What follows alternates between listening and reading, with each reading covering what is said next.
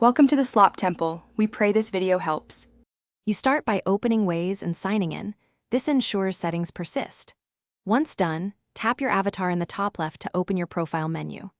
Make sure your phone's location and GPS are active so Waze shows all privacy options. If you use Android or iPhone, the profile icon looks identical. Access it now and pause.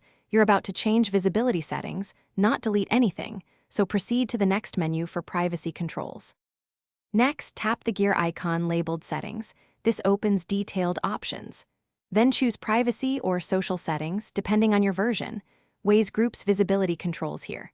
Scroll to find Share Drive, Show My Location, or Online Status toggles. You'll see options like Everyone, My Contacts, or Invisible. Understand that Invisible stops broadcasting your live position while still routing you. Once you spot the toggle, prepare to switch it off and confirm the change to take effect immediately. Finally, toggle the visibility option to Invisible or turn off Share My Drive. Waze may ask you to confirm, accept it. After switching, go back to your profile to verify your status no longer shows active or sharing. You can also ask a trusted contact to check.